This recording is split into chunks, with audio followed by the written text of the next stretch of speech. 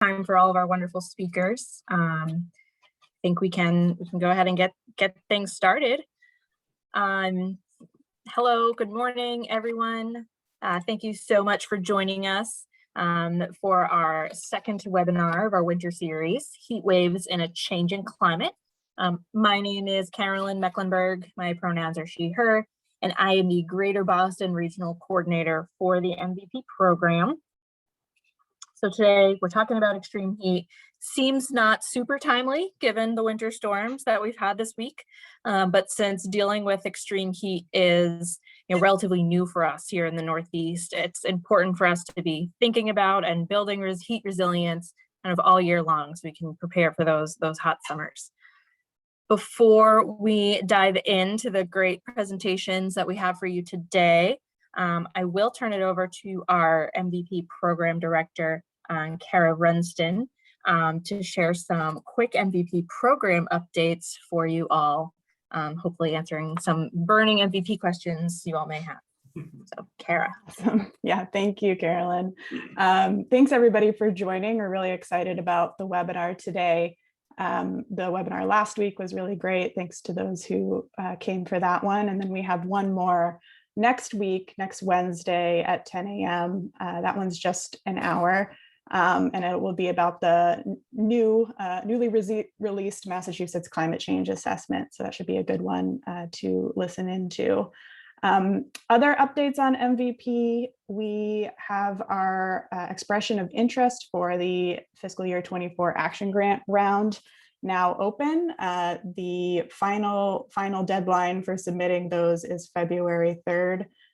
So please get those in as soon as you can. And then your RC will be happy to supply you with some feedback prior to the application opening in March. We have estimated around 21 million or so that we'll be able to award this round. And we'll be scheduling some pre-request for responses sessions soonish, but make sure you're signed up to our newsletter to be notified when those sessions are. And if you don't know how to sign up for the newsletter, just send an email to me or any of the regional coordinators. Next slide. So another thing I just wanted to mention quickly, you may have heard about this at various points throughout the last year, but we are anticipating piloting our new MVP 2.0 program this spring. So it'll probably be a little bit, the applications for this will open a little bit later than action grants just to give people some breathing room between them. But you can see all of the things that the new program is hoping to accomplish on this slide. We're really excited about it. If you're at all interested in learning more about it, there's a little section on the expression of interest that you can indicate that you're interested, and your regional coordinator can talk to you more, or you can just reach out to them and they'd be happy to talk to you more about it. So in the interest of time, I'll stop there and pass it over to our excellent speakers today. Thank you, Kara. Just a few short housekeeping items. We are recording today's webinar. We will be posting it on our website so that you can reference back all of this great information after the fact. Our chat box is active, so please feel free to submit questions to the presenters in the chat box. As they're presenting, as they come to you, we will, we have our great MVP team folks on hand to be organizing those questions, so we can hopefully get to most of them, if not all today. And finally, if there are problems logging in, you get lost, kicked out, this is the call-in number below. If you want to kind of copy that down or take a quick screenshot, that can be helpful to make sure you can continue to be with us this morning. Let's see. Of course, my slide is not advancing. There we go. Today's agenda, we are starting out with some great info from Sasha Shadoroff at MAPC. And then we'll be hearing from the city of Boston, then the city of Chelsea, and then the towns of Ayer, and the Devon's Enterprise Commission to highlight some great MVP projects that have focused around heat resilience planning and implementation. So with that, I'm going to hand it over to Sasha. Awesome. Thanks, Carolyn. So my presentation is keeping Massachusetts cool, preparing and adapting for climate-driven heat. We can go to the next slide. So I'm Sasha Scheideroff. I'm a senior clean energy and climate planner at MAPC, Metropolitan Area Planning Council. We are the regional planning agency that serves Greater Metro Boston, so the 101 cities and towns within this region. We're also broken down into several sub-regions as well that you can see in the map. Next slide. And today I'm going to just do a little bit of level setting. So talk first about Massachusetts and how our state is getting hotter and warmer and why we should care. Talk a little bit about the statewide and regional heat data that we developed through our MVP action grant, and then get into our specific plan, Keeping Metro Boston Cool, a regional heat preparedness and adaptation plan that we did the last couple of years. So just to sort of give context and I think level set, as we all know, climate change is happening now. When we look at global temperatures over the last several decades, we see that global temperatures are rising at a pretty high rate, and that these global temperatures cause local weather patterns to shift and become more unpredictable. And that in our planning, we refer to climate-driven heat, which describes both the increase in extreme heat instances as well as the average warming of other seasons due to climate change. Next slide. We also know due to recent studies that the coastal Northeast is actually warming at a faster rate than other parts of the United States. And this is in large part due to the warming of our oceans. The ocean current that brings warm water up from the tropics is slowing down, and that increases our offshore sea surface temperature. And that actually then drives us to have warmer weather and more sort of unpredictable weather here in coastal Northeast. When we look at the projections and climate science into the future, we see that we will be going from about an average number of days over 90, which was historically 11 days annually here in Massachusetts, to 20 to 40 days in the next decade. And then by 2070, looking upwards of 90 days over 90 degrees, as well as several days above 100 degrees. Next slide. So I know that paints a bit of a dire picture when I was putting the slides together, particularly given the warm winter that we've had. But just to get us all started in thinking this morning, I have a question for you all to answer in the chat. So in what ways does extreme heat or rising temperatures impact either your life or your work? And I'll give you a minute to just put some thoughts and answers into the sidebar.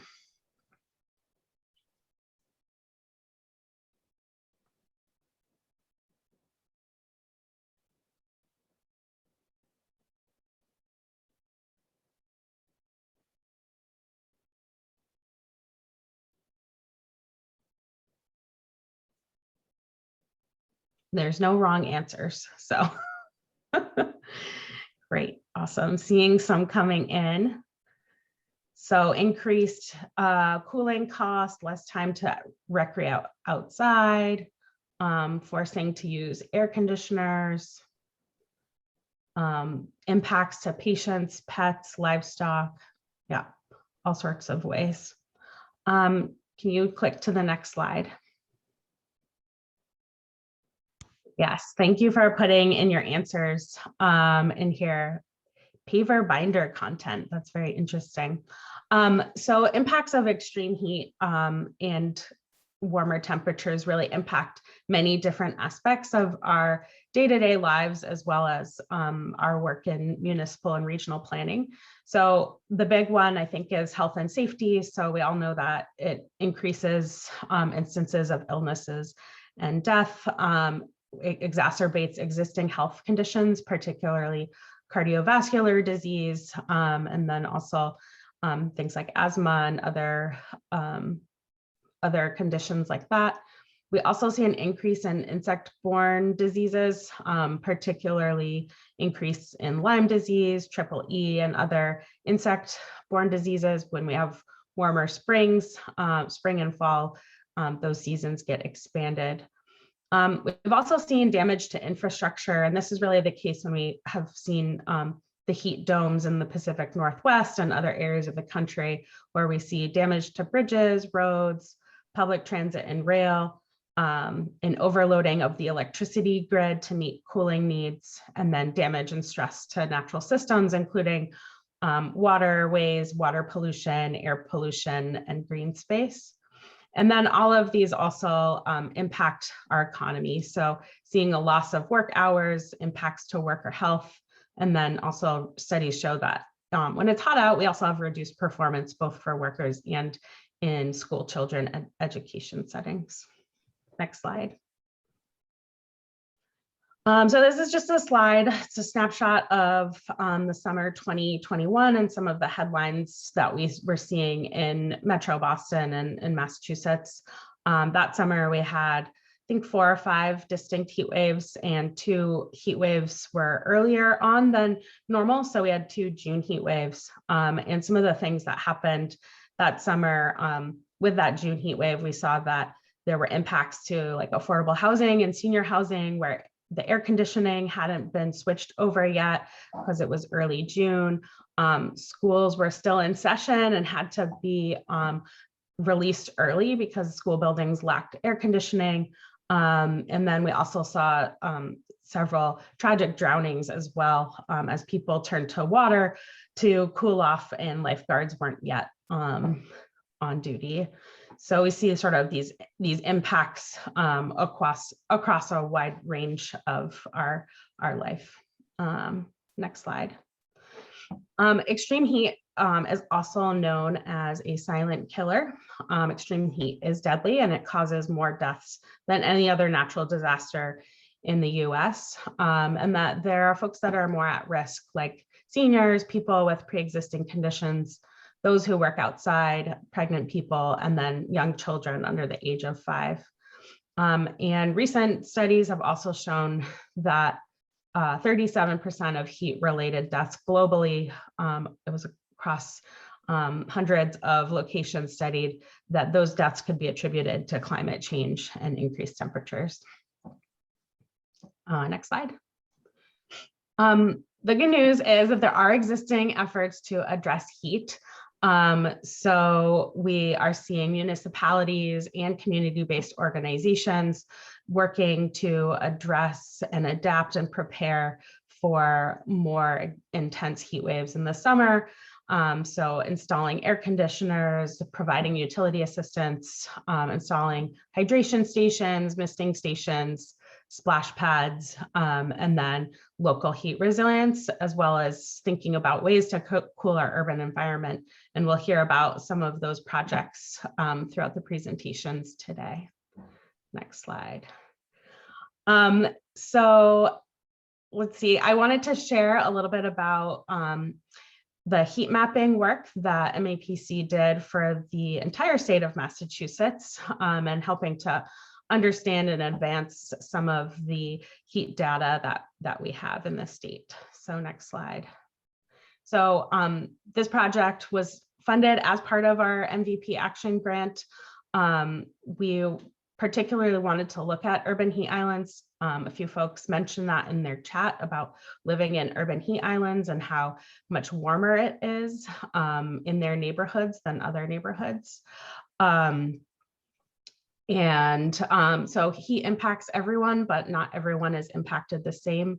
The urban heat island effect is due to highly developed areas made out of concrete and other building materials absorb more heat during the day, and then they re-emit that heat over the night time, which causes higher temperatures during nighttime, but also during the day. And that urban heat islands can be about 20 degrees hotter during nighttime than surrounding suburban or rural areas. And that while urban areas experience more of this effect, large developments and parking lots in suburban communities can also have a similar effect on their surrounding areas. Next slide.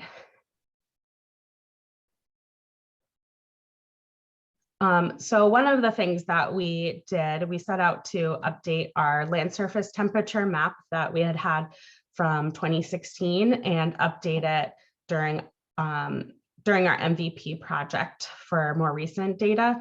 And our data services team worked to develop an index temperature that combines high heat days across several summers to really understand where the persistent patterns in surface temperature are higher, and to look at that in relationship to land use and land use cover. So we did create a land surface temperature index resource. The data itself is broken up by regional planning agency, and I'll go into that a little bit more about why that is the case. These data layers are available to you all. Next slide. So when we think about urban heat data sources, there's a couple methods that planners typically use. The first one is through land surface temperature with the Landsat. So a satellite that flies over our head periodically takes pictures of our surface temperatures, and we can combine that with land coverage data to get a satellite derived surface temperature map. And then we also have things like our official weather stations as well as personal weather stations through Weather Underground. And then we've also seen several communities do citizen science-based temperature collection, where they're able to measure that temperature and then do a modeled air temperature. For example, this is from Wicked Hot Boston, but the Mystic River watershed region also did a similar project. So you sort of have land surface temperature, measured air temperature, and then modeled air temperature to try to understand the relationship around heat. Next slide. We do want to be clear, though, that the land surface temperature is not the same as air temperature.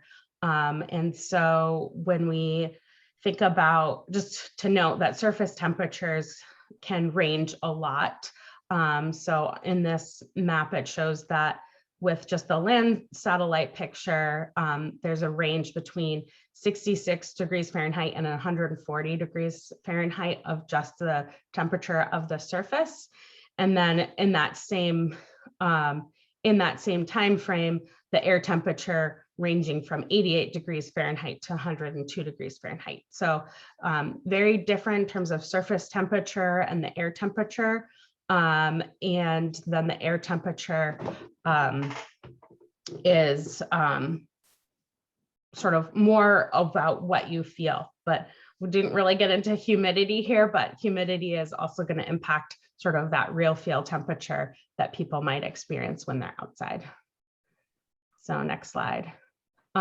So how municipalities and planners can use land surface temperature data. While land surface temperature data is not air temperature, it is a really good proxy for planning. We can use it to evaluate how to prevent urban heat island effects and identify locations that are producing elevated temperatures as a result of land cover composition.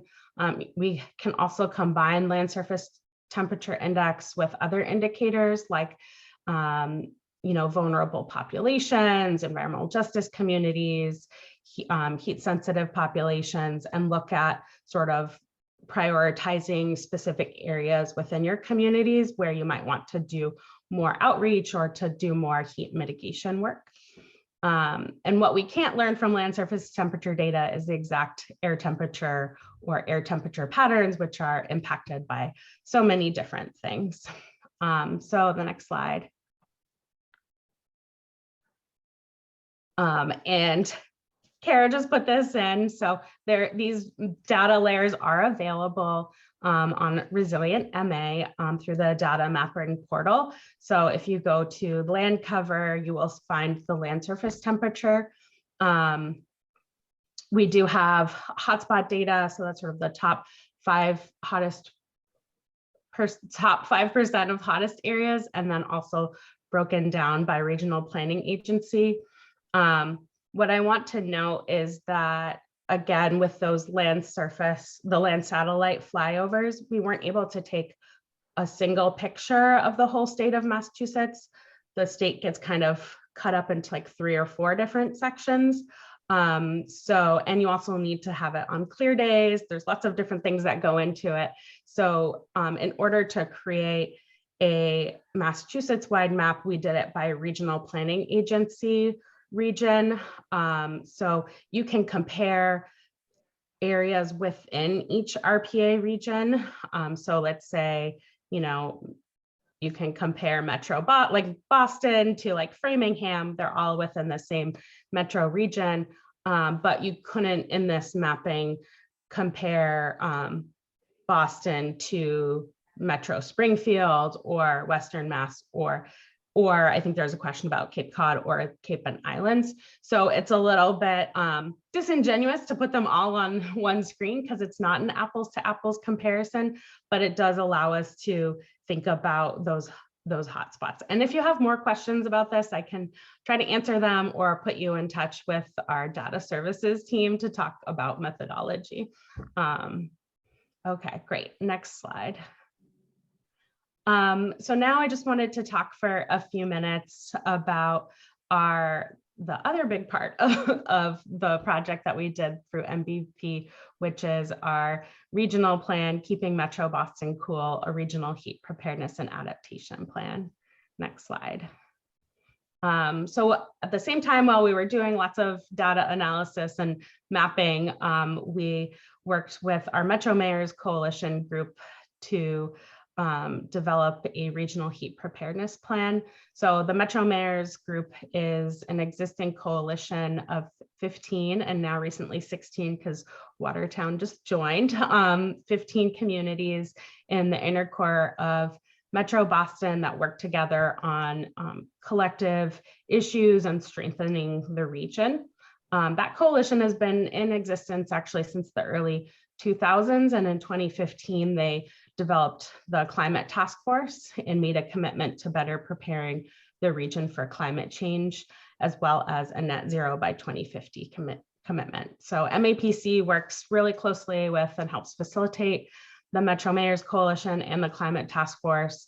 And through that task force really identified climate-driven heat as a challenge that needed to be addressed regionally.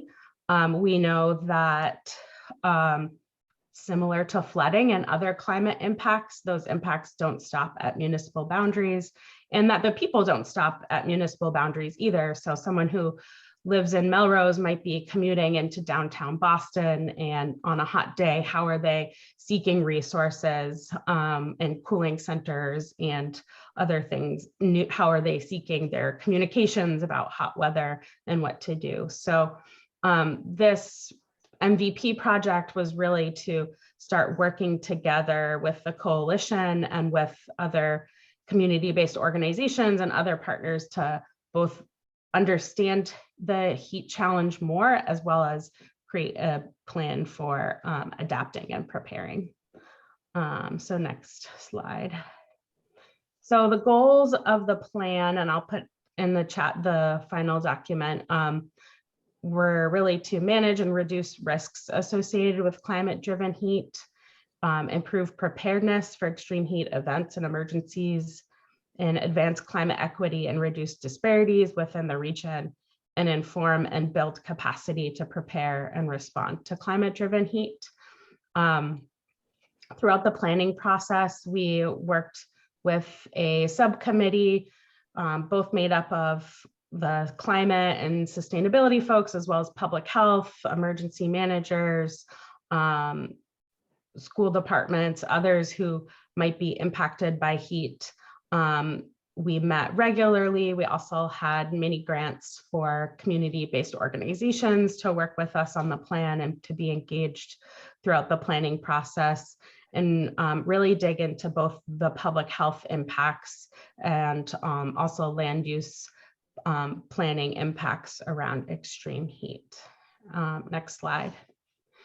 And the resulting plan, we have a roadmap, we're calling our roadmap for action. So we have 6 different strategy priority areas, and then within each strategy priority area, a handful of actions to take over the next 3 to 7 years, with the hope of updating the plan regularly. So within that, we have Cool Communications, which is really about how do we improve alert systems, communicate about heat and the heat risks, and make sure we do it in multilingual, multicultural ways to communicate with folks. Cool Communities is about social resilience and social cohesion, particularly thinking about the risks of heat on those who might be socially isolated or older adults living at home. So how do we improve social resilience? Cooling our homes and buildings focuses on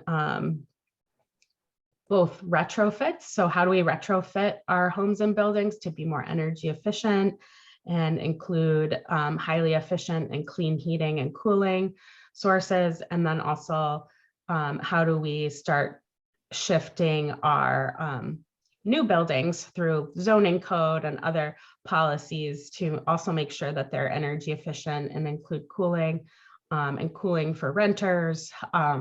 Cooling our blocks kind of takes this bigger step out to thinking about neighborhoods and land use planning. So how do we cool down those urban temperatures, whether it's through cool roofs or shade structures or street trees, green space, and thinking about outdoor access to cooling. And then cooling our region for Metro Mayors really is about things that we can do to advocate jointly with the state, so around state policy advocacy, as well as shared services and municipal procurement. And then while our plan is not an emergency response plan, we do have a section that includes recommendations around emergency response, cooling centers, and how to better engage and prepare our emergency managers for extreme heat. And I think that's the last slide. These are just appendix slides that exist, go into a little bit more of the data. So you all can have access to that. If you really want to nerd out about land surface temperature data, as I said, I can put you in touch with our data services team. And that's it. Awesome. Thank you so much, Sasha. That was so helpful for really kind of laying the groundwork as to, why should we be concerned about extreme heat and some regional efforts that are going on to deal with this. So I think I will turn it over to Andrew to kind of organize our questions. I think we have time for about one question. So yeah, we have some questions that have come in from the chat. Kara answered some of those, so thank you, Kara. I'm going to go to Julie's question that says, why do the Cape and Islands look hotter? And I'm going to clarify, is that a function of the regional differences you talked about in your presentation, or is that a unique feature of the Cape? Yes, good question. So part of it is it looks hotter when we put it side by side because it really is just the index. So like we can't necessarily in this map compare the Cape and Islands to like Metro Boston to Western Massachusetts, just because the way it is, it's like the highest and lowest temperatures. What this actually shows, because it's more in that yellow range, is that there's a smaller range of temperature disparities. So the lowest low and the highest high are probably closer to each other than like in a region where you have the deep blues and the deep reds. Yeah, so, and then, I think Cape Cod also has different unique land cover features as well, so. Awesome. So I see some great questions coming in. What I'm going to do on my end is I'm going to collate those, and we're going to move those to the back of the program so we can stay on track. Great. And I can try to answer some of them in the chat as well. Awesome. Thanks, Sasha. Okay, thanks all. Great. Thank you. Thank you, Sasha. Thank you, Andrew. I will now turn it over to Zoe Davis from the City of Boston to talk about their great work also on heat preparedness in the city. Excellent. Thanks so much.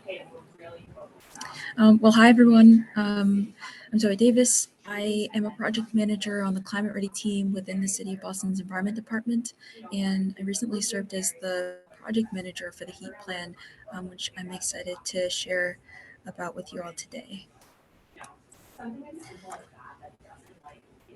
So the story of the heat plan actually begins with Climate Ready Boston, as you can imagine. And I'm sure many of you on the call have heard about Climate Ready, but for those who have not, in 2016, Boston published Climate Ready Boston, which is our comprehensive plan on the ongoing strategies and policies and projects that we'll need to deliver on in order to ensure that Boston can thrive in the face of climate change. And so Climate Ready responds to these 4 major climate hazards that you see, including extreme temperatures, extreme precipitation, sea level rise, and coastal storms. And within the plan, it identified extreme heat risk, stormwater flooding, and coastal and riverine flooding as areas that we'll focus on. He's gonna say what he's gonna say. What are we gonna do? And so for much of CRB's history, the focus has actually been on planning for coastal resilience. And this is in large part because Boston is a coastal city that is currently experiencing flooding. But in 2020, we started working on the heat plan, which was released last April. So heat resilient solutions for Boston, for short, we call it the heat plan. This is a citywide framework to prepare Boston for hotter summers, with a particular focus on Boston's environmental justice neighborhoods. So I use the term framework because it outlines our approach and response to extreme heat with the types of strategies that we can implement. It's different from our previous Climate Ready coastal resilient plans that outline more location-specific flood interventions. So while the heat plan is citywide, because all of Boston experiences extreme temperatures, we also recognize that some places are hotter than others, and some populations have greater risk to extreme heat due to personal or socioeconomic factors. And so during the plan, we identified focus area neighborhoods to focus aspects of the community engagement piece and the analysis of the physical conditions. So the neighborhoods we focused on were East Boston, Chinatown, Dorchester, Roxbury, and Mattapan.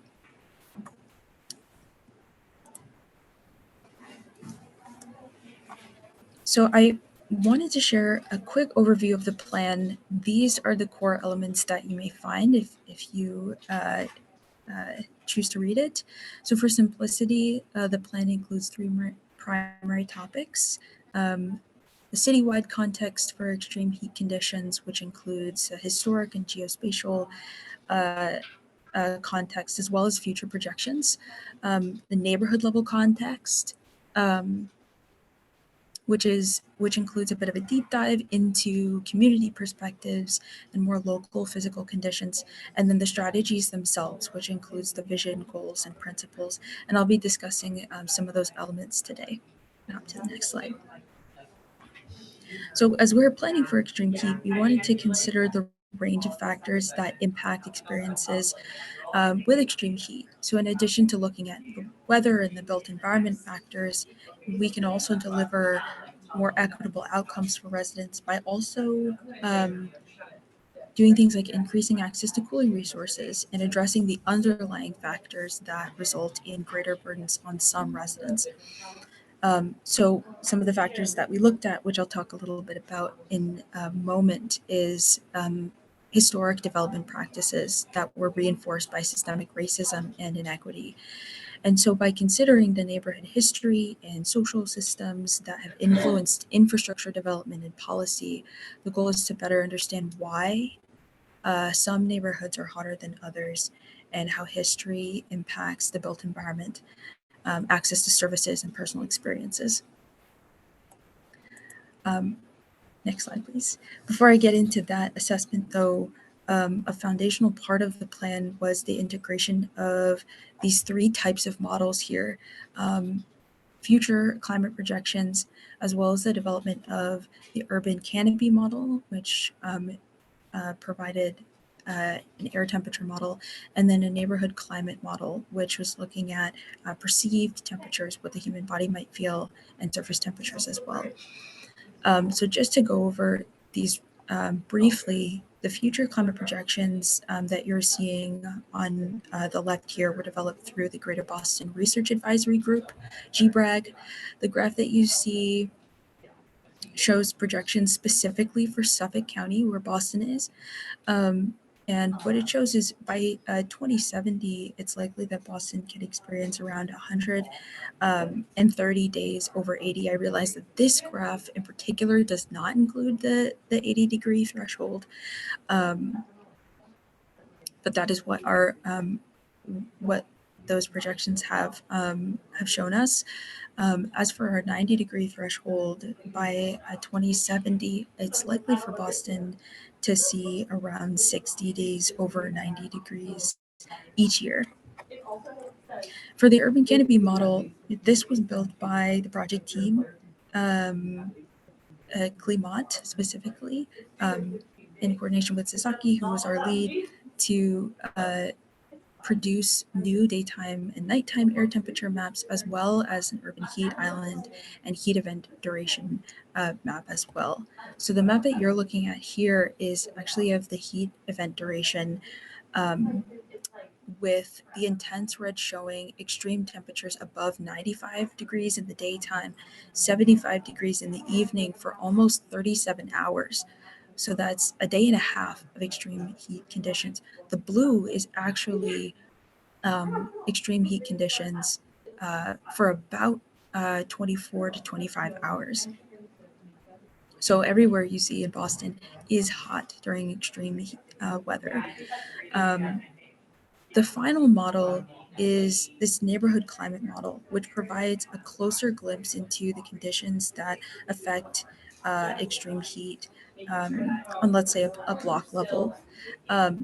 So we ran a model specifically for Chinatown. This is a portion of Chinatown. And what's unique about this model is that it shows the perceived temperatures. Again, this is not air temperature, it's not surface temperature, but it's what the human body might feel. And so with this model, we overlaid a series of strategy types based on the existing conditions. So for things like roofs, we considered adding cool roofs, green roofs. For let's say the road types, we added trees or like higher reflective coating to see what the impacts would be. And from the comparison of the existing conditions and what the solutions would yield, we were able to see a series of typologies for various heat reduction strategies, given those physical locations. You can hop to the next slide.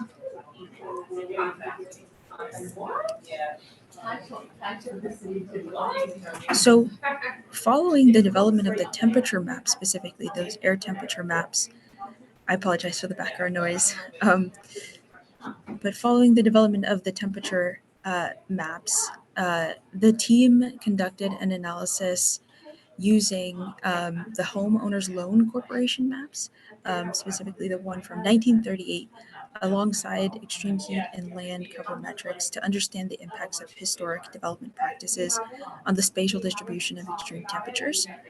So just for background, the HOLC map was it used a series of grades to rate riskiness of mortgage lending in the 30s and 40s, largely based on race and nationality and heritage.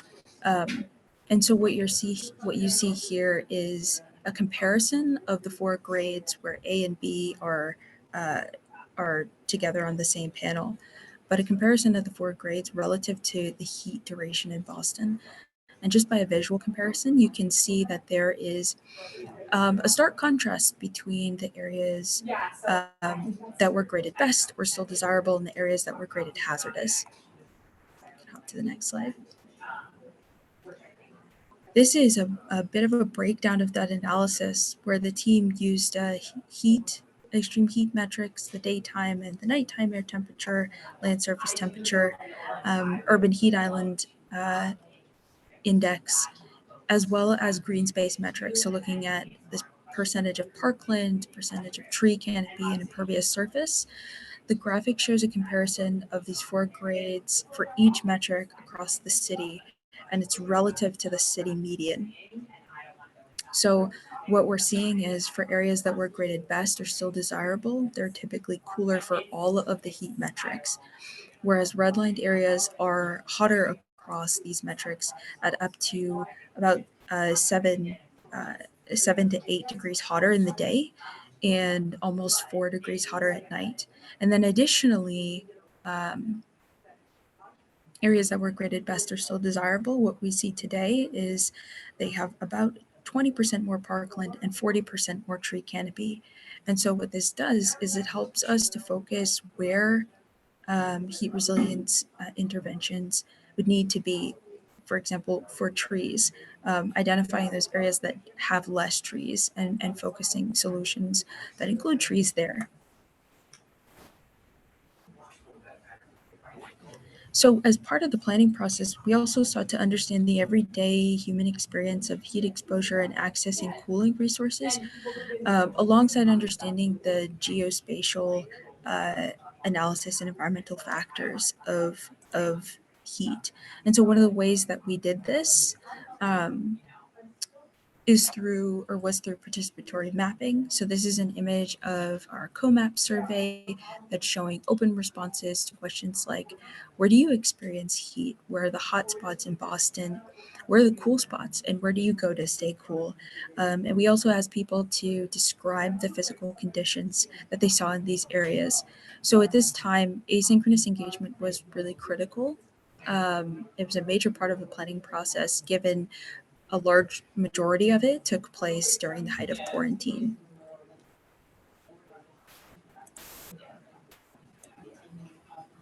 And this was also a part of our asynchronous engagement. This is our Heat Stories comic builder built by folks in Sasaki. It was a tool that we used as part of our community engagement strategy to provide a platform for residents to share their stories about summer heat and cooling, and also to see how others experience heat during the summer. And ultimately, the goal through this was to increase awareness about the diversity of experiences, but also increase awareness about how we do share experiences. Really, in any context, I think it's important to know the audience that you're trying to connect with. And again, in the context of COVID, it was being physically far apart. It was especially important to understand the ways in which people communicated best. So working with the Community Advisory Board, which I'll talk about in just a moment, helped us to tailor communications like this. And so this is one of those tools that we used. And alongside the Community Advisory Board, they helped us to tailor outreach to various groups within their community through various means. So you can hop to the next slide, and I'll talk a little bit about our Community Advisory Board. We call this the CAB for short. The CAB was composed of a group of about 12 to 15 residents with diverse backgrounds. The CAB was a core part of the project team, and they shaped the planning process, the outcomes. They were a huge part of the community engagement process as well. The role of the CAB was to discuss with us and vet ideas, whether they be for the heat resilient strategies themselves or again for community engagement. But we really valued the various experiences and diverse expertise that was on the team. So it was important to us again that we had a diverse group, a bit of a microcosm of the city of Boston with varied backgrounds. Some folks had been a part of other city planning processes before. Some folks had just moved to the city of Boston. And we also wanted to make sure that there was a good spatial representation across the various neighborhoods as well, especially within our focus groups. So we did provide compensation for the cab. I wanted to note this because payment was delivered through the consultant team. If you're considering a cab for your project, I would explore the various ways within which you determine rates and how payment is delivered. We don't necessarily have a standard here, and so that's a growth edge that we're interested in exploring, how you compensate your cab well. So for the last bullet point here, keeping the cab engaged throughout, we got to the stage of reviewing the strategies that we had developed through community engagement events with the cab. There was a lot of downtime, and in large part this was because Boston was undergoing a series of mayoral transitions. And so it was important to ensure that although things were moving fairly slowly or sometimes not at all, the cab still felt engaged in the process. And so the project team and myself, we made it a point to be available for phone calls, various public meetings that the cab was engaged in, and hold office hours to just be available for conversation. Nothing super formal, but just to discuss where we were at, given it wasn't always necessary to have a full cab meeting. Can hop to the next slide. And so tying all of these aspects of the plan together to develop the strategies, we had identified these three main factors of trying to achieve heat resilience. So that we're not only focusing on exposure, but also other things like heat sensitivity and adaptive capacity. So within each of the strategies, they hold one or all of these factors. So the goal here is, by balancing the three concepts, we can define resilience in a way that really puts people at the center, and it's not just about the physical assets and infrastructure.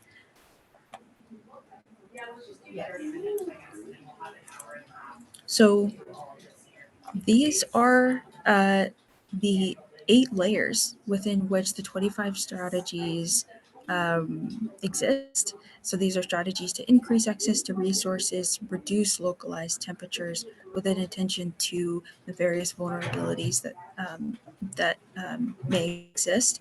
So each of the strategies that are represented here, the concepts originated either from members of the CAB, the broader public, or within the city steering committee.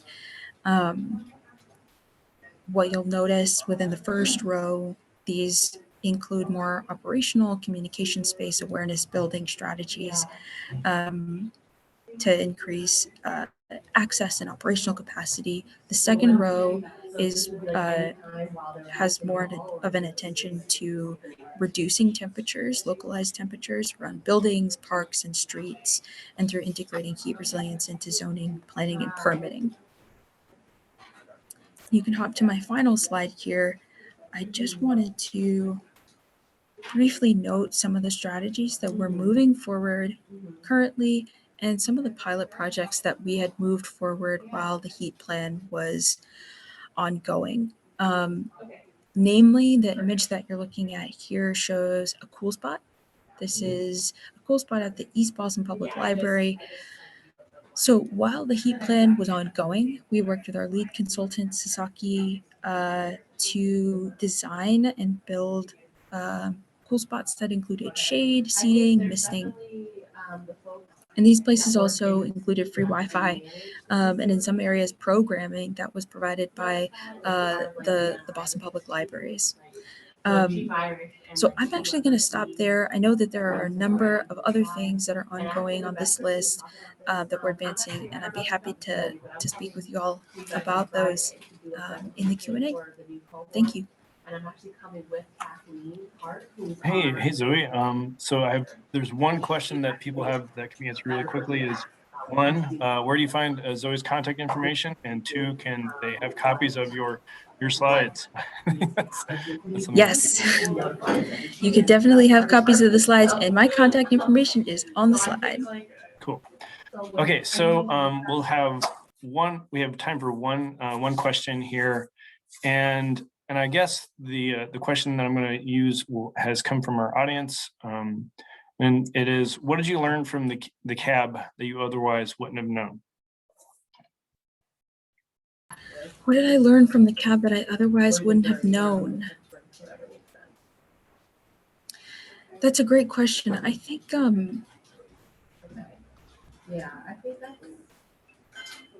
for one, there were some perspectives on some of our existing resources that we have that we deploy during heat waves. That was really interesting to me. I think, for one, the city of Boston really relies on folks being able to access Alert Boston. This is our emergency sort of alert system. Anyone can sign up and receive alerts through various means. But what this does is it provides information on all of the resources that the city has available. This includes parks and libraries, the official cooling centers, health information, who you call, what you can look out for if you see someone experiencing some sort of heat illness. And a lot of the folks on the cab were like, we didn't know this existed, because folks had said to us, what if you condensed all of the information about resources and handed it out?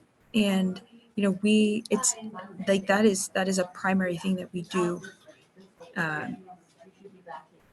in response to extreme heat. And so what I was hearing there was that there's a lot of awareness building, but not just the city making people aware, but building a sense of ownership over the information, to have ambassadors of this information. It's also, the folks in the cab that we relied on to disseminate this information while we were going through the couple of summers that we did moving through this plan. So, I mean, that's one thing that really stuck out to me. Great. Thanks for that answer. That's a wonderful answer. And I think we have some more questions that we'll probably we'll revisit later on in our broad Q&A session. But in the interest of time, I'm going to jump back over to Carol. Great, thank you so much. With Sasha's presentation, we got a big picture, regional planning. Zoe's really zoomed in on the efforts of the city of Boston and what municipal heat resilience planning can look like. And your last slide there, Zoe, was the perfect transition to think about what kind of implementation can we start actively doing to address extreme heat. And so for our last two presentations here, starting with the City of Chelsea, we're going to be looking at some of those implementation efforts. So I am going to hand it off to Hillary.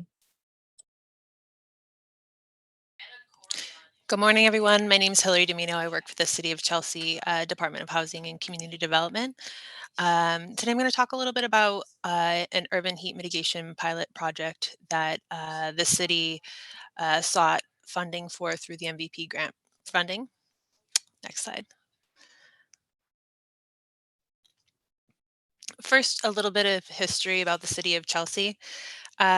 City of Chelsea is situated north of Boston and is the second most densely populated city in Massachusetts. We have a predominantly Latinx population. Over 65% of our population is Latinx, and over 70% of our population speaks a language other than English at home. Additionally, 80% of the surface cover in Chelsea is impervious surface with a low urban tree canopy, and our entire community is designated as an environmental justice community. Next slide. Chelsea's been a melting pot for over a century, welcoming immigrants from many places, refugees from Latin America, as well as earlier in the 1900s from immigrants from Eastern Europe. In the 1970s and 80s, the Latino population increased significantly, and it was designated a sanctuary city in 2007. Next slide. So over the years, the community has faced a great amount of social and environmental inequity. Um, the map to the left showcases the environmental justice neighborhoods throughout Chelsea, ranging. There's a range of low minority populations, English, non-English speaking communities, and lower income populations. The community has a median income of 65,000 compared to the state average of 89,000, and over a quarter of people in Chelsea live in poverty. The map to the right showcases some of the environmental stressors that are within our community. This big arrow is pointing to Route 1. In my first slide, I had a photograph you may have noticed of the Tobin Bridge. Route 1 and Tobin Bridge cut directly through the city of Chelsea, which has an extreme volume of traffic and car traffic every day. To the right, the circle situated along the Chelsea River, showcases the oil tanks that store a large amount of oil and fuel right along the Chelsea River. And to the bottom, along Marginal Street, you might notice there's a large salt storage pile. It stores salt for a great amount of New England, even up, it services up into Maine and New Hampshire, as well as the Northeast and the Boston region. And then, kind of to the south of the map, you'll notice obviously Logan Airport. The city of Chelsea is a direct flight path for the airport. So all of these environmental stressors have burdened the community of Chelsea. Our population has a higher rate of asthma than the average in Massachusetts. There's an increase in cardiovascular diseases and diabetes. All of this environmental stress compounds with our low income community. Um, our community suffers from food insecurity, and 80% of the workers in Chelsea have been deemed essential. So COVID really, a lot of communities were aware, I think, that Chelsea was hit really, really badly from COVID, and all of these environmental stressors, really contributed to some of the disease and suffering that happened within the pandemic. Next slide, please. So the community of Chelsea and the city of Chelsea have realized for a long time that heat is really impacting our community. Um, a lot of our members or residents don't have the funding to purchase air conditioners. Our infrastructure here tends to be a little bit older. Like I said, the urban tree canopy is low, so extreme heat events can really impact residents throughout the city. The city applied for a 2-year MVP grant to seek funding for a citywide urban heat island mitigation initiative that sought to identify extreme urban heat islands throughout the city, and then also implement a strategy to mitigate urban heat. Next slide, please. So our urban heat mitigation pilot project sought to complement regional efforts to analyze ambient and air and land surface temperatures, perform a social vulnerability assessment, prioritize corridors and areas that are in need of heat mitigation, and then again, devise a strategy to mitigate heat in these areas. Next slide, please. So the City of Chelsea procured a consultant to assist with the development and design of the urban heat mitigation project, and collaborated with our community-based organization, Green Roots, along with a team of professors at Boston University to create a sea heat team. The sea heat team dispensed sensors throughout the city to track ambient and land temperatures throughout the city, um, to find targeted areas that would be best suited for an urban heat mitigation project. Next slide. So here's some of the data that was collected. The leftmost map showcases the danger felt on a 90-degree day. 90-degree days in Chelsea feel like 100. In the middle, showcasing 95 degrees days feel like 113.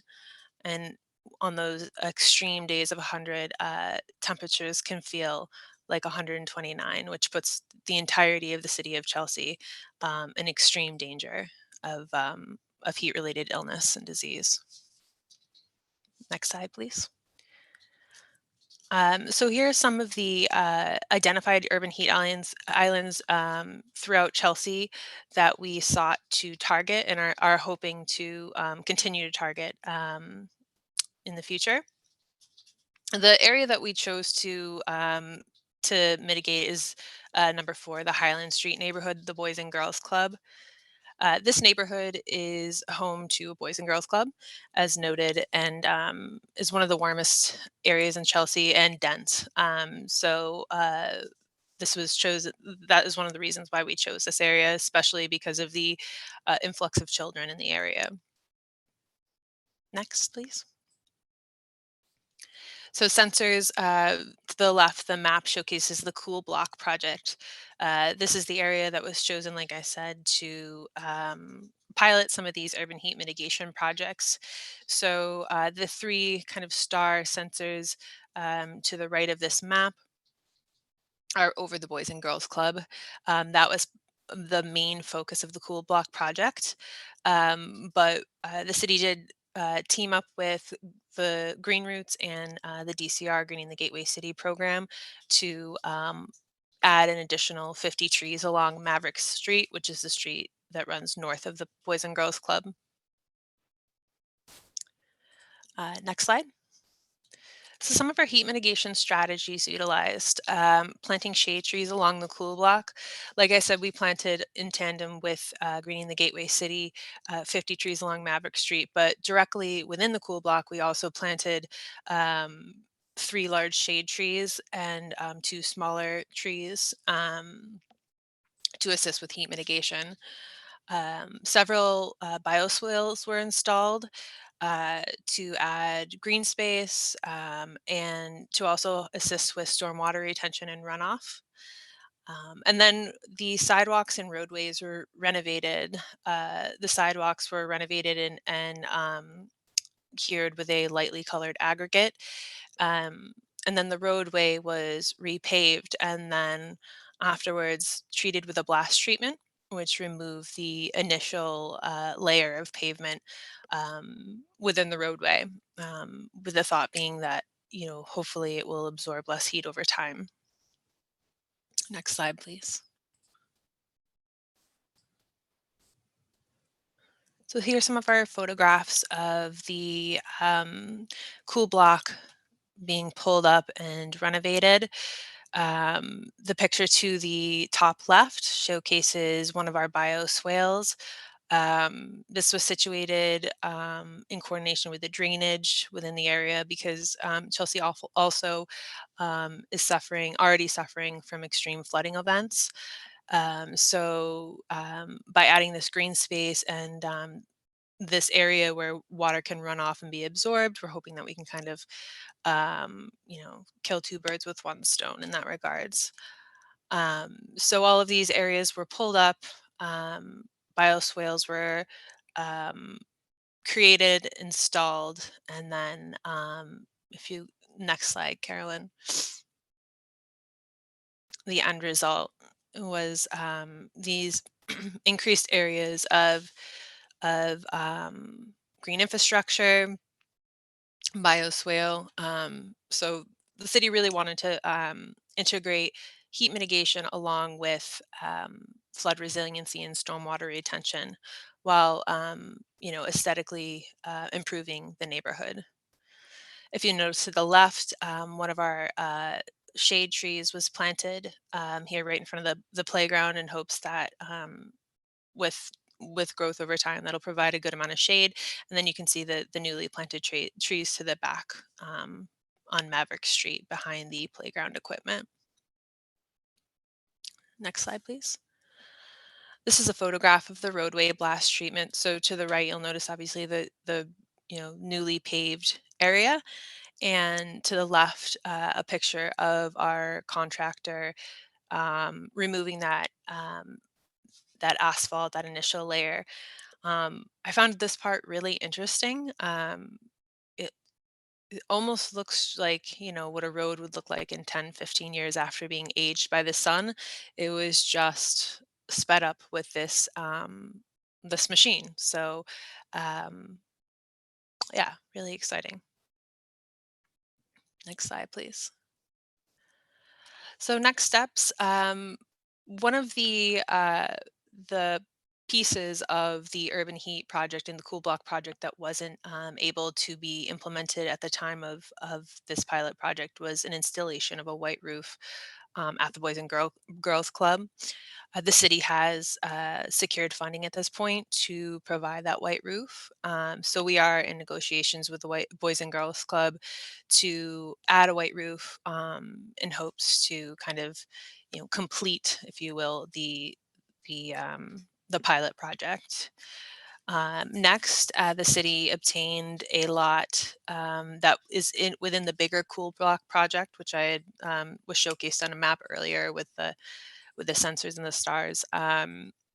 It's essentially the other end of the Boys and Girls Club, and the city's obtained this and plans to create an open space and park area along this area to complement uh, the green infrastructure and urban heat project that going on the other side. And then the city also hopes to replicate some of these strategies in other identified heat islands throughout the city. Next slide. And that's it for me. If anybody has any questions, please feel free to reach out. And thank you. Hey, folks. So I'm gonna start some questioning with a question of my own that I think might get some other folks' thoughts spinning. And one of these is basically it's like on a scale of 1 to 10, with 1 being easy and 10 being hard. What are some immediate actions that people listening might want to take to begin the process of addressing the impacts of heat on the local level?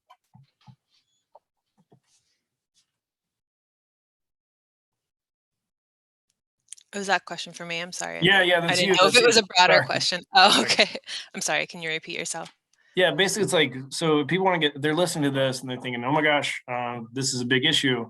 What are some easy things people can do, and some hard, Okay, yeah. compared to hard things people could do? Like in your experience, like what were some low hanging fruit that you could just easily Yeah. just start doing Yeah, today? absolutely. So, I think urban forestry always is going to play a really extensive role in our communities. We heard it in Sasha's presentation as well, discussing. I'm sorry, Zoe's presentation about urban tree canopy in Boston and the focus, of increasing tree canopy. So I think one of the easiest measures is to get out there and to plant trees. You know, Tree planting is relatively inexpensive compared to other strategies. Also, removing pavement as much as possible. Removing pavement, and if gray infrastructure is necessary, which obviously oftentimes it is.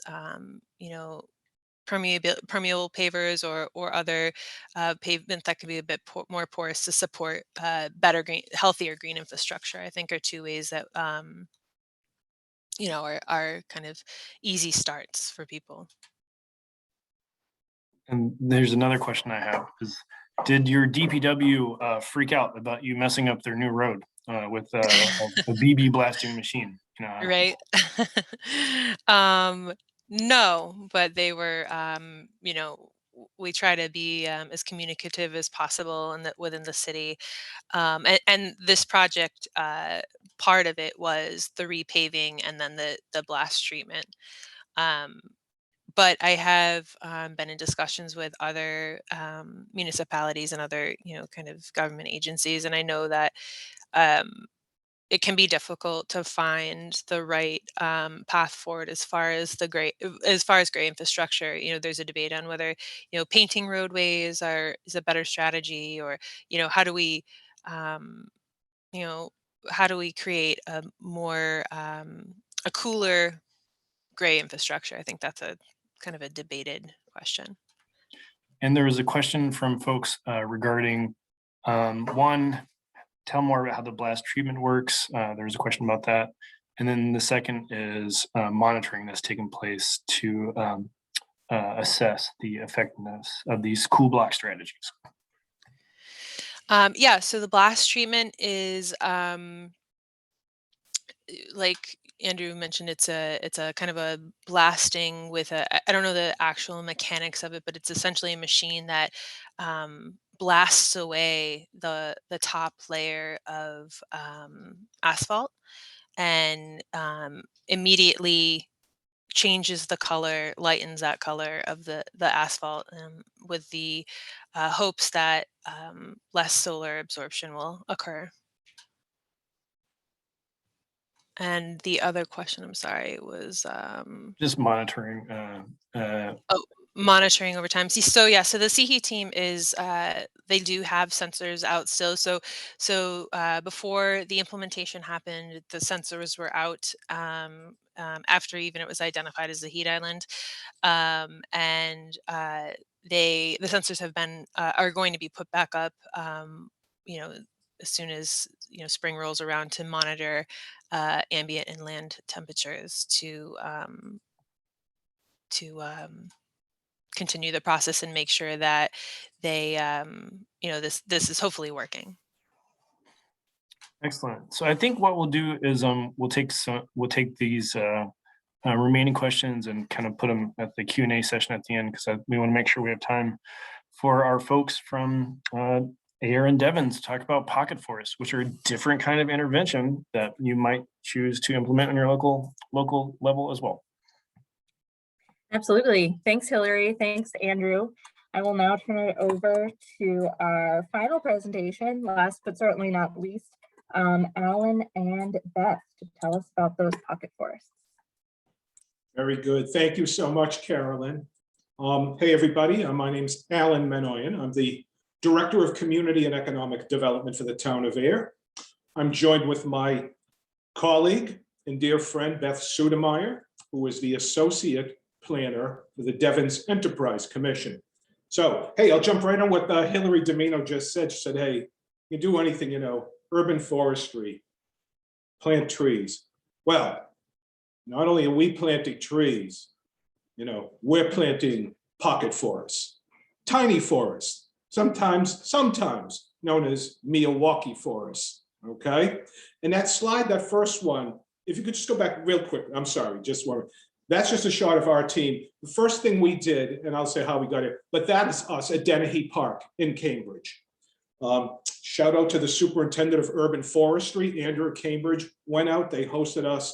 The first thing to do is go out and learn from folks that are doing it. So I just show you, that was a powerful thing to do as you're all entering these projects, is to build your team and start off by having these powerful experiences together, okay? That's going to energize your team. Okay, next slide. Here's our team. And by the way, how did we get here? We, the Devens Enterprise Commission and the town of Ayer submitted application FY23 MVP action grant to do pocket forests. And we were successful in being awarded that grant. I'll tell you how else we were very successful, though. Good fortune shined down upon us because Hillary King is our MVP regional coordinator. We have a great regional court, and it's very important, folks, also, if you're awarded these grants and you start these projects, you're going to build a very strong working relationship, you know, with your MVP regional coordinator. Hillary's awesome, her technical expertise, her background, and she's my therapist now too with this project. She's, yeah, I can't even tell you. All right. And then our team, the BSC group, the great BSC group, Linnaean Solutions, Regenerative Design Group. Okay, next. Oh, there we go. Just quickly right here, and there is the resilient mass, the hotspots layer, and the whole thing we're keying in on, right? We know where most of the hotspots are, the cities. I can say it as a fourth generation Lowell boy, right? I live in Lowell. We grew up in the Heat Islands of the 70s and 80s, man, in the back central Lowell in the acre. Cool. But look at that little red circle right there. It seems like, what is that little in the middle of what seems to be these, how is it that seemingly little rural suburban community could be a hotspot right in the middle of what? Fitchburg, Lowell, Worcester? What is that? Next. Here we go. Little old Air, the town of Air. We are an environmental justice community, the town of Air, and I'm going to tell you why. Get ready for the quick history lesson. And there is Devens. Devens is not a town yet, maybe, we don't know, someday. Devens is a former military base that has now become, hey, the flagship economic enterprise innovation zone and being developed based on absolutely green, sustainable development principles. Air has not done this, but we're working together to help each other now. Okay, next. How did this become? How in the name of God this become a little heat island? There you see, 1841, town of Groton, Harvard, Littleton, beautiful agrarian rural communities in Massachusetts. Next slide. That's what happened. 5 major rail lines decided to converge on this little spot in 1846. And it transforms from South Groton, the beautiful agrarian, cool, right place, to the Great Junction. And it was known as the Great Junction. Then became chartered as the town of Air. Next slide. How would you like to live in this? You see, the town of Air, unlike other small New England towns, we don't have a town common. The beautiful green and town common. No, our town common was the Great Junction, the depot and the great railroad. There's massive freight and heavy passenger rail tracks, and all the neighborhoods were built around it, literally embraced around it. Okay, next slide. And yes, as someone just said, Air is an MBTA community. And I'll tell you, we're in good shape with that too. But here is a good shot of the main street, right? Off a little small town. There's the railroad tracks. This was life. But I did notice in this picture, I look closely, they did try to plant some nice, you'll notice those nice side shade trees on the right side. Anyway, they were trying. Good luck. Next slide. They did love their trees. All our New England towns and cities, they loved the elm trees, the magnificent elm tree lined avenues and ways. These were where the more affluent people tended to live on these, but here is East Main Street. And Air, they love these shade trees. I have many historic articles, they cherished them. These all came down in the hurricane of 1938, never replanted, because finally they said, get rid of these things, and I'll tell you why. Next slide. Here's just an old map, and it's targeting some of our neighborhoods. There you see the heavy freight rail lines and tracks. But if you look sort of to the left a little bit, you see Shirley Street there. This was the neighborhood known as the Acre. Hey, I'm from Lowell. We invented the Acre. I thought there was only one acre. And well, I found out, no, there's a second one. This is where the Irish and the Roman Catholics were told in the 1850s, this is where you are to live, if we allow you to live here. And we only want you here for one reason, so you can build the railroad and work, and then go back to it. And this is a neighborhood that was literally built on the heavy freight lines with the big freight roundhouse, contaminated, but this was how they lived and where they would, this is where you would live. This is the birth of heat islands in towns. Next slide. All right, Devens, where does this come from? In the spring of 1917, America decided we're getting into World War I. We're in. Unlike today, when they decide to do something massive and heavy to your community, well, you're going to have MEPA environmental review. No. In 1917, the US Army said, hey, guess what, Air and Harvard? We're putting the largest military installation in New England right in your town. Live with it or leave. And here is the base. And up in the right corner, you see the small town of Air. Air is only 9.8 square miles, population of only 8,000 people. Here is the base, several thousand acres, World War I. Next slide. Hey now, right? Get out of the way. When the Army comes to town, by the way, folks, two entities that, you know, they tell you what's doing is the railroads and the US Army. Yeah, you got to give way. And here is what they did to this beautiful land. They cleared it out and built Fort Devens. The sheer scale and impact of what happened here. Next slide. Here's the community built during World War I. They left a few trees, you know. Very intense, rough, harsh development over thousands of acres. Next slide. I will say this though, after World War I, they actually started doing very innovative planning. Are any of you, let's go quick back to all your AICP exams. Remember your AICP exams? Do you remember the name George Burnett Ford? Do you remember who authored the New York City 1916 zoning code, one of the first zoning codes in America? It was George Burnett Ford. He grew up in Clinton, Mass. Graduate of MIT, École des Beaux-Arts, all of it. They brought him in after, and they actually started planning Fort Devens based on city beautiful concepts. You see those trees there, this shot's from about 1930. They actually started to make this, to do more what we think of city beautiful and good planning. They did it. Next slide. All that gave way though in World War II.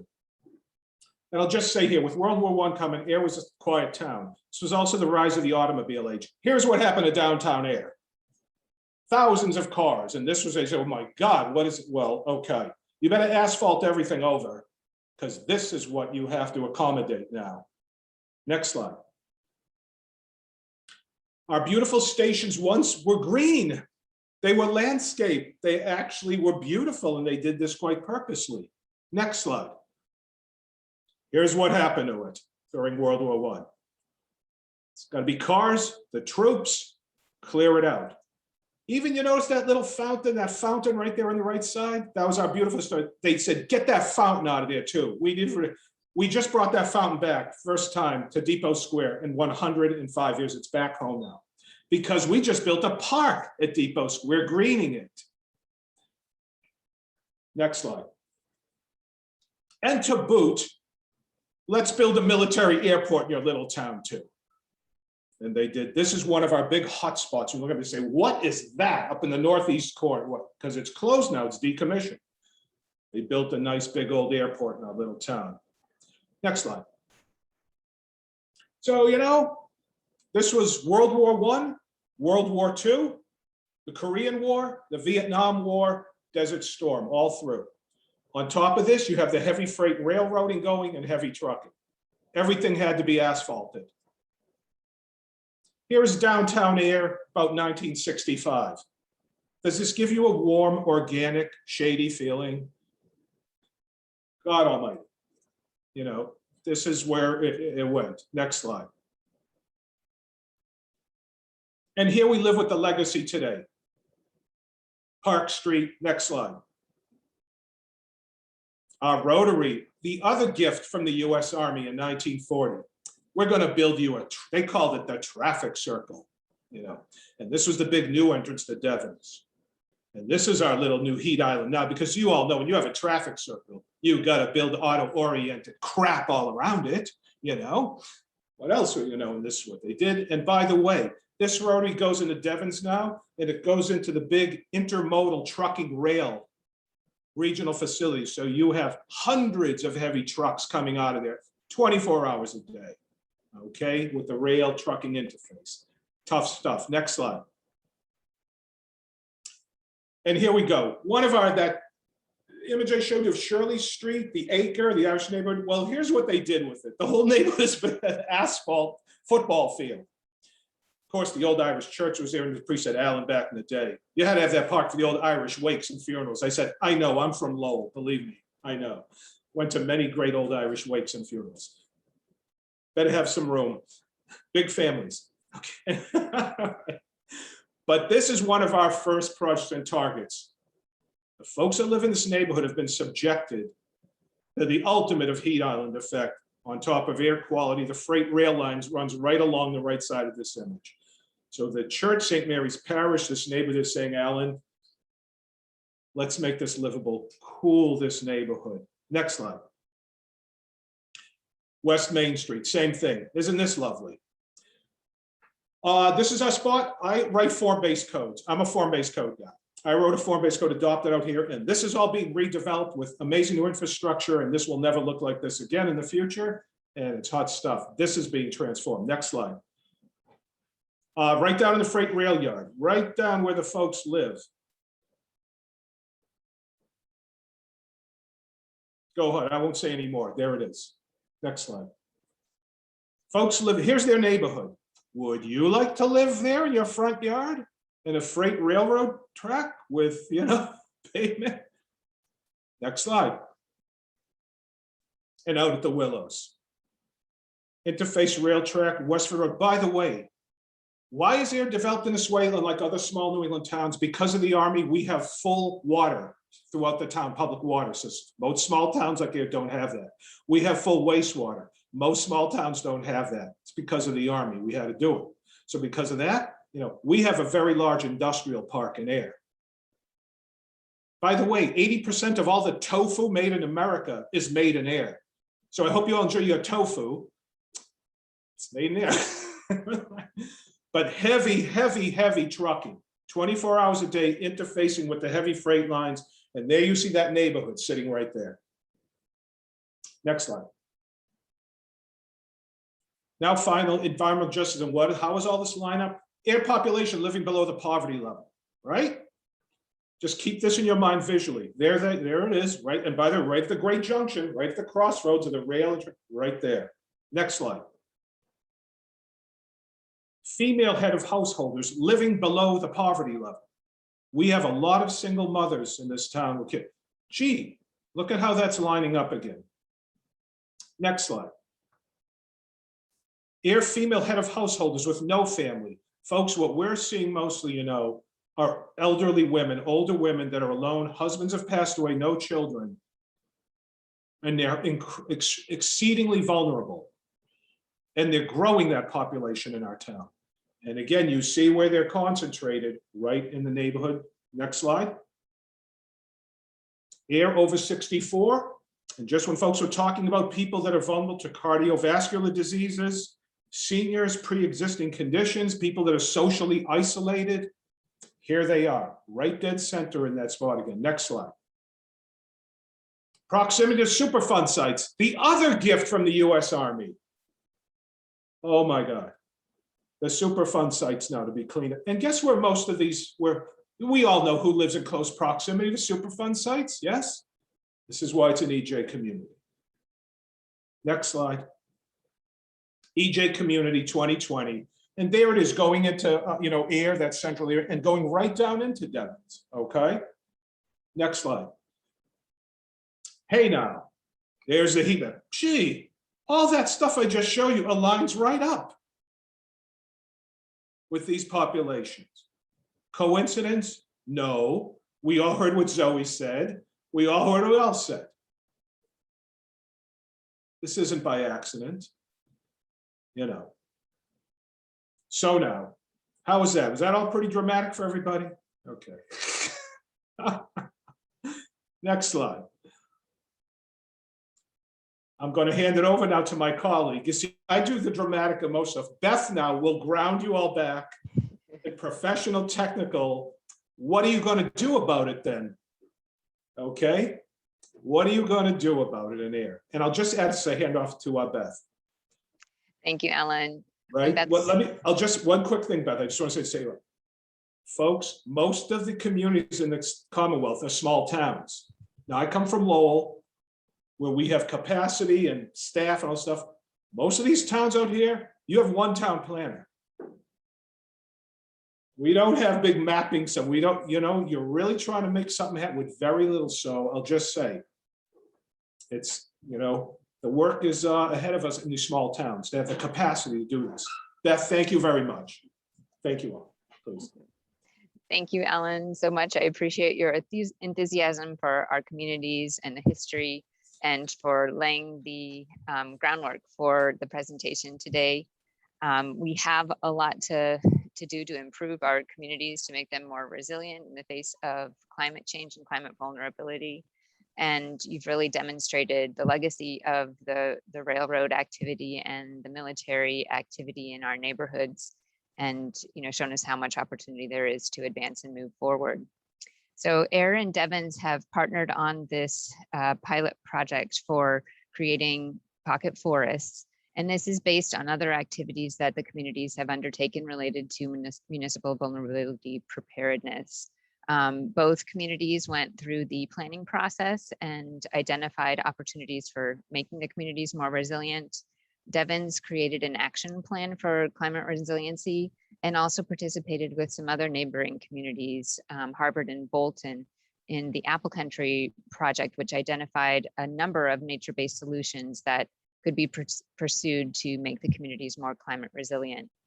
And one of the ideas that came from that nature-based solution planning effort was pocket forests. So it was identified that in Devens, in particular with that project, that there were opportunities to recover some of the areas that had been degraded during Army occupation of the area, and to reforest them with a focus on really creating ecosystem services, more than just planting urban street trees, and making more complex habitats and offering more services for community resiliency.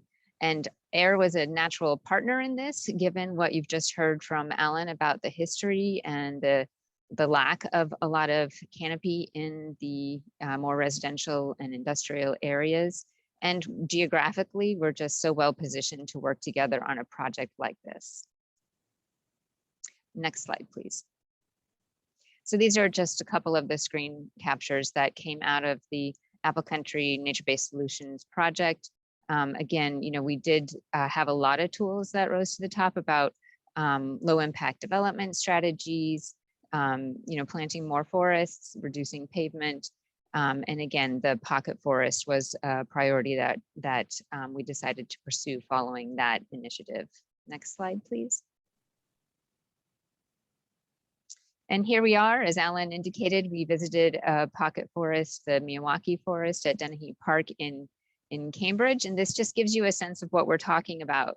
It's not a well-manicured area. It is a very densely planted system that focuses a lot on native composition, mixed level canopies, and the soil health that is going to allow the whole project to survive. Next slide, please.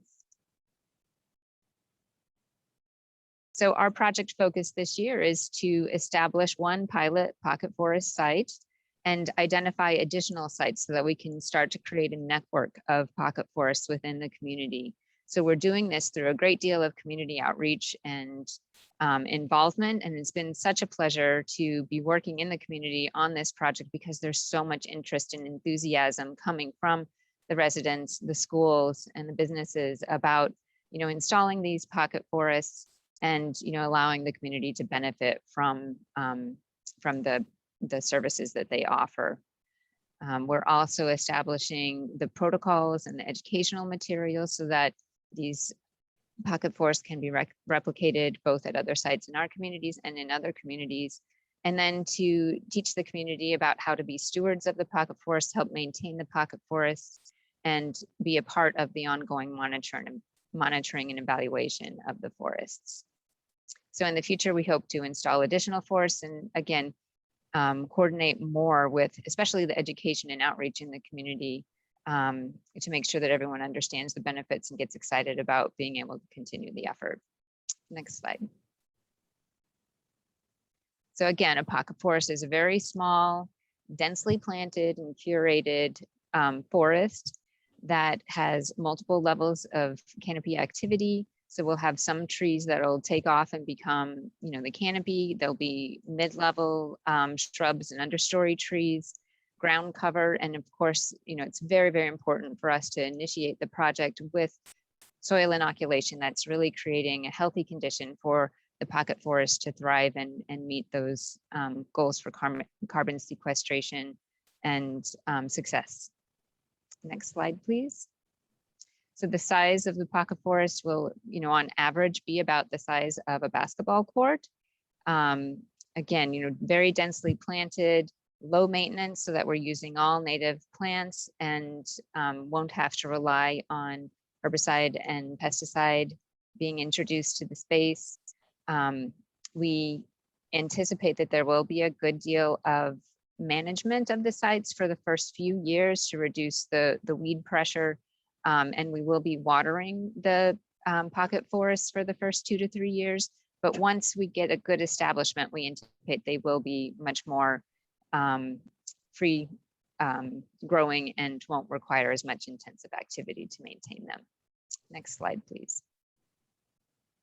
So the overall benefits of the project are varied, as you recognize, from tree plantings and from forests. And here, today we're really focusing on those effects of being able to help cool the immediate vicinity of the community. Next slide, please. So as we've heard about with some of the other presentations as well, there's significant benefits to urban trees. And we're all familiar with these benefits. And again, we're just pointing out that the pocket forest allows us to create a system approach to an urban forest on a small geographic location where we'll have a greater opportunity to accelerate the growth process of the trees. We're creating some competition between those different plantings that'll be initiated and installed. And we'll hopefully see benefits much more quickly than if we were planting individual trees spaced out along the roadway or a network. We also anticipate that we'll have a more resilient trees and forest system because it'll support itself through the network in the soil and the dynamics between the plantings that we're establishing. Next slide, please. So these are the criteria we've been looking at in selecting the sites for the pocket forest. Again, we're doing one pilot site that will be installed this year, and then we're looking to install a couple additional sites in each community over the next several years.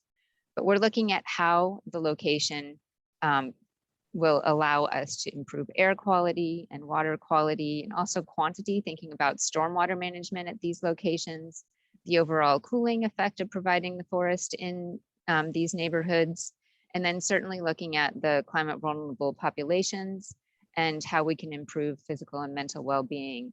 And we're considering the community input and engagement in this process as we're identifying potential sites and reviewing which sites we'd like to prioritize to advance.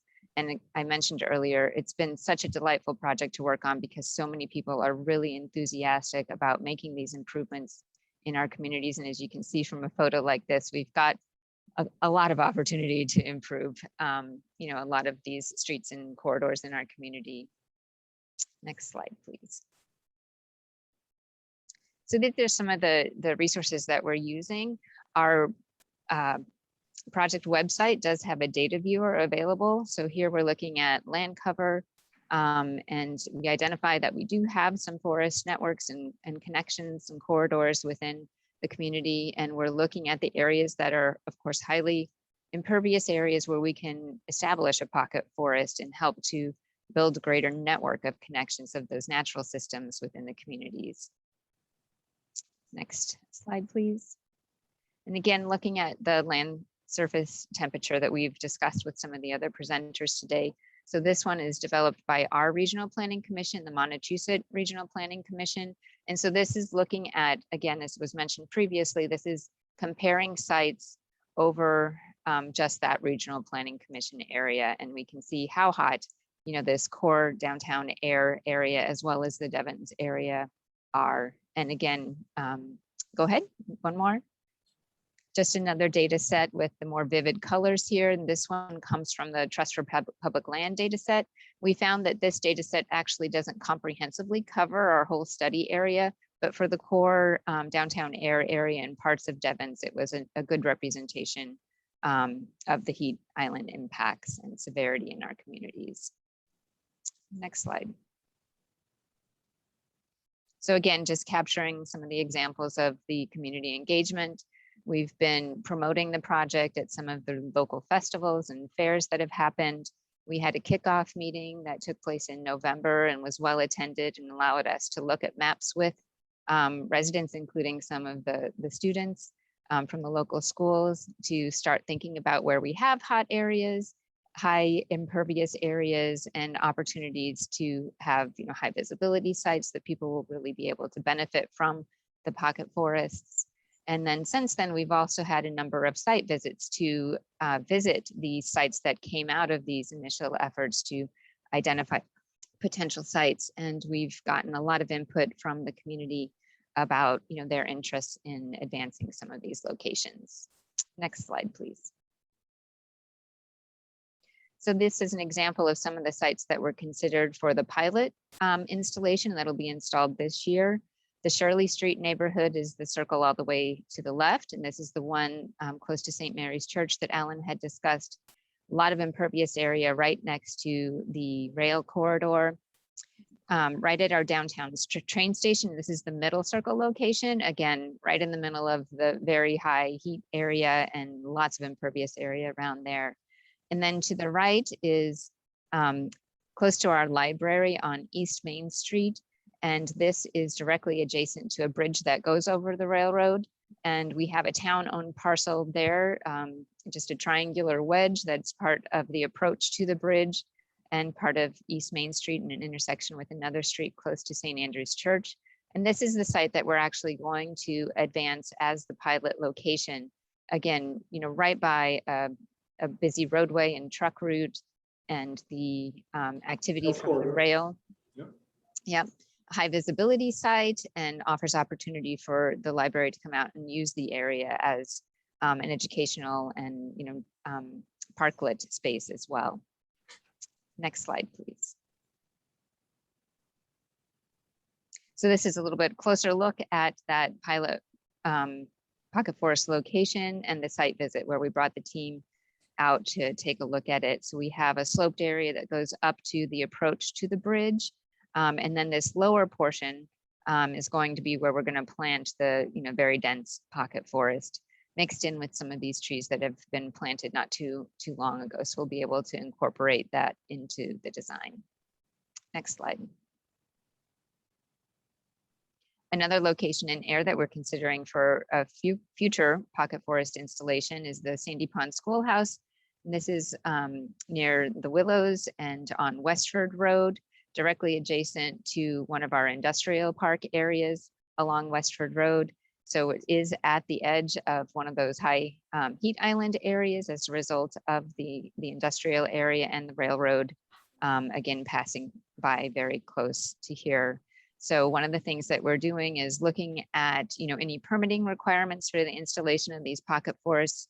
And the Sandy Pond Schoolhouse is a National Historic Registry listed site. So that is one of the factors we're going to have to think about going through a review associated with that, and maybe wetlands permitting, considering wetlands that are adjacent to the site. But we're doing that legwork now so that we'll be ready to work on the installation in the year to come. Next. So then looking at a few of the sites in the Devens area that were visited on our community site walks. A number of them are just between West Main Street and sort of the Devon's Common area. Those are those by the West Main Street and Burbank Gate, the playground and museum field area just off of Jackson Road. Also just off of Jackson Road, we have the Rogers Field site in one of the residential neighborhoods with the historic military homes, the officers' quarters. We have the Sherman Ave traffic circle. And then a little bit further afield in the Shirley district of Devon's at the Air Shirley Middle School, we're considering installation of a pocket forest there. Next slide, please. So the sites that really rose to the top based on the input from the community and evaluation from our project team are the middle school site. It's a busy roadway on Front Street, and also just directly across the road is the rail line. Again, there are very few trees that are planted within this area around the schoolyard. And so we recognize the ability for all of the services, but especially the shade and the capturing of particulate matter from the traffic and the rail line to be a huge benefit for the activities at the schoolyard. And we are working, we have engagement with a science teacher at the middle school who's very excited about bringing the Pocket Forest project to the classes and offering the space as an outdoor classroom area. And we'll be engaging with her to develop curricula to tie it into their standard course of studies. And the other site that we're hoping to advance at Devon's is the playground and museum field. This is a high visibility site next to a large parking area that'll offer a lot of benefits for shading and giving people a place to relax next to the playground when families are there to enjoy the playground. And this site is also very close to a school. Parker Charter School is across the street from this location, and we've engaged with them, and they're also very interested in utilizing the site for their studies, and they'll be able to participate in the ongoing monitoring and evaluation of the site. Next. So our project is going to be designing sort of a toolkit on how to pocket forest. And we look forward to sharing this with the broader community and those who are interested in doing this. Obviously involves clearing the site, really focusing on the soil conditions and starting the project off on a good start with soil health that'll allow it to thrive. And then having the infrastructure in place to be able to water the site, as I mentioned, for the first several years, and then creating the plan to conduct the ongoing monitoring and maintenance. Next. So again, we've already discussed, where we're at with the project, and there are a tremendous amount of opportunities to engage the public in this project, and it's been such a pleasure to do that. I think that so many people feel very much at a loss of what they can do to help turn around and respond to the climate crisis. And this has just been a great example of engaging people and getting them excited for creating better environments within their community and allowing them to see that there is hope and there are activities that we can take to improve our local conditions, and that it's just such a pleasure to be able to work together to address our concerns. With that, I think there's more information available at our project website, and we're happy to take questions, and anybody can email us and follow up following today as well. We'll be happy to share more information. Thank you very much. Right. So thank you, Beth and Alan. I just want to have, we have some clarifying questions here from folks. Some general concepts that people want clarified. One of which is, can you define the Miyawaki forest separate from it just being an intensely planted area? What makes it different from just an intensively planted area? Right. So Miyawaki is an example of a pocket forest, and this is one that has been pursued extensively. It was established in Japan, hence the Miyawaki name. We are not necessarily mimicking the Miyawaki forest exactly, and we are taking the approach of looking at each site individually and really customizing the design, both for the natural conditions that exist at the site, but also what the community needs and desires are for the site. So we're not exactly fitting into the Miyawaki concept, but it's very similar. In other places, they've been called pocket forests or are Tiny forests as well. tiny forests, right? So there is a initiative in Europe that goes by the moniker of like a tiny forest, and they actually have a lot of resources available as well that we have benefited from, including some of their educational materials. So there are some other models to look at, but we'll be looking forward to also sharing the information that we've developed. I'll just share one quick experience, which I'm always fascinated with this stuff. What captures people and captivates them with this stuff?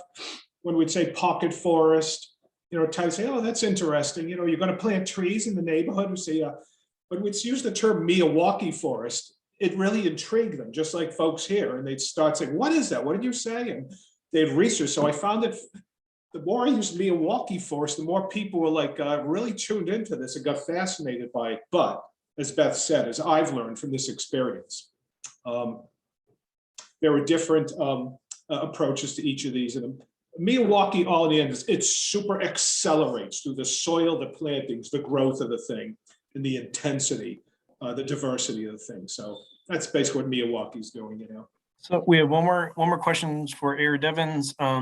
So in a natural forest, tree canopy and species diversity will change naturally with the forest as it succeeds over time. So shade, temperature, soil moistures, etc. Those changes the forest matures. Can you talk more about how pocket forest design accounts for this natural change? And then this will be the last one, then we'll go back to the sort of broad group questions. Well, I'll defer to Beth. Thank you. It's a very good question. And that is part, we are planning for the succession of the forest over time and realize that it will change over time.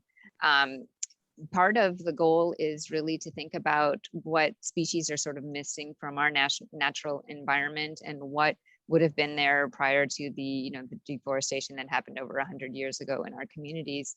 And we can complement the forests that have reestablished by planting some species here that are not as prevalent, and then allow nature to take its course and redistribute some of those seeds through, birds helping with transportation of those, or wind dispersal. So it really allows us to think about what is desirable in terms of species composition in our forests, not only at the pocket forest, but beyond with some of the adjacent natural areas. And yes, the transition and succession is something that, our ecologists and our team, who are really the experts at, creating the plant composition and the soil characteristics that we're striving for, they're thinking about that very much. And the other thing I wanted to mention is that as we've looked at these sites and evaluated them for potential pocket forest installation, we've also talked a lot about how some of the sites aren't ideal for installing the pocket forest because of various constraints and conditions, but they are good candidates for just allowing renaturalization to happen. So maybe a lighter approach to stop mowing an area. And we're working with the DPWs in both communities to have them identify areas that might be particularly advantageous in complementing the pocket forest plantings in another location, that we create, more of a network of a naturalized space where we can just let that process happen over time to create more robust ecosystem services in a connected fashion. Yeah, these neighborhoods need more songbirds and more pollinators. Awesome. So that perspective is so useful and helps fit everything together for us. We had some really specific questions about the building code, and Sasha volunteered to have a quick overlay of like, hey, here's what the state building code and local building code are doing when it comes to dealing with heat. And my understanding she has that answer buttoned up perfectly. So I'm going to turn it over to Sasha to address that. Well, that might be a little generous. I think it was just easier to maybe talk about it than to put it in the chat. So I think that there are a couple of questions, both specifically about the building code, and then also different local policies and land use policies that could be implemented around heat resilience. So I do want to just point out that we have a new stretch energy code and specialized opt-in code that the Department of Energy Resources released at the end of the year. So all of your building departments, inspectional services are gearing up to implement that. The new stretch code and specialized code, particularly the specialized code, which has will set us in the state of Massachusetts on a path towards net zero, are highly efficient. So what that means is that for buildings that do have cooling, you'll be able to cool your home more effectively. Of course, building code really captures new constructions and deep retrofits. So there's a need to find solutions for retrofitting existing buildings. In Massachusetts, because we're the building code gets adopted at the state level and then enforced locally. In our zoning code, we have to be really careful because it can't be in conflict with the building code. However, I think there are a lot of examples around things like the Somerville's Green Factors Code, or City of Cambridge is about in the process of adopting a Cool Factors Code for their zoning code, to think about how do we actually zone for cooling, and then also things like cool roof ordinances or eco roof ordinances. And we've done a lot of research on this. We are hoping to update our MAPC's Resilient Land Use Strategies website, which mostly includes like flooding zoning ordinances, but hoping to explore more in the heat space as well. And then a project that is ongoing that we're working with Malden, Melrose, and Medford is around design guidelines and thinking about sort of the space before zoning, but how can we use design guidelines and other processes in local government to ensure that new development that's coming in is sort of resilient, energy efficient, heat resilient. So there's definitely a lot of work to be done in this space, but just kind of wanted to pull those threads together because there were a lot of questions in the chat, particularly around land use policy. Thank you. That was a lot in a short period of time, so hats off to you. So we have like probably one more question. It's kind of like open to everybody, but everybody addressed a similar thing, which is that the historical effects of racism are a direct contributor to heat island effects right now. And people are really glad that you're shining the light on historical racism patterns and decisions. So my question to you guys is, how can communities work address heat impacts, and how can that connect with the broader need to address issues of equity that are both products of historical racism and the result of ongoing actions? So how do those two things work together, and how important is it that they work together?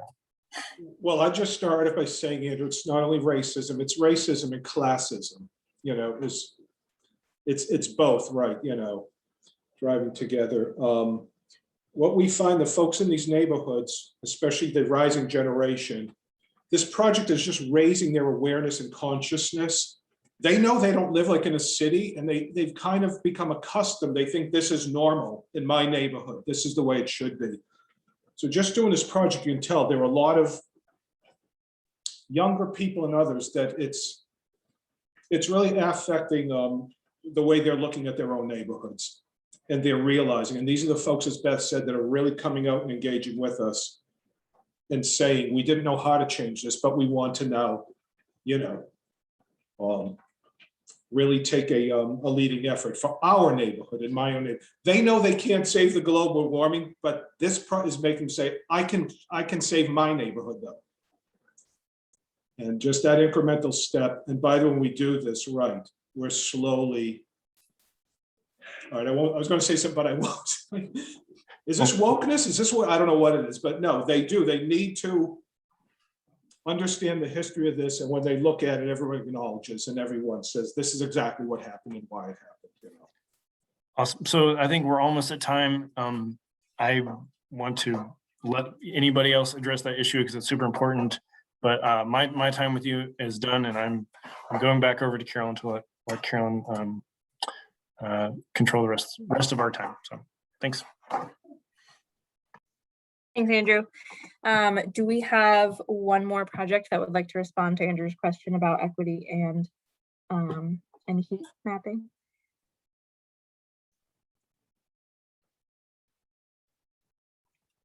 All right, discussion to be continued. It is a big topic for sure. Thank you all so much for spending this morning with us. Thank you to all of our presenters who have been putting this together with us since the fall. Yes, Sasha says another webinar, maybe that could be an entire other webinar for sure. So thank you all. We will be sending out the link to the video once we get that up on our website. So that should be in a couple weeks, and the slides will also be available so that you can have the contact info for everyone that presented today. So thank you again, and we will see you all again very soon. Bravo.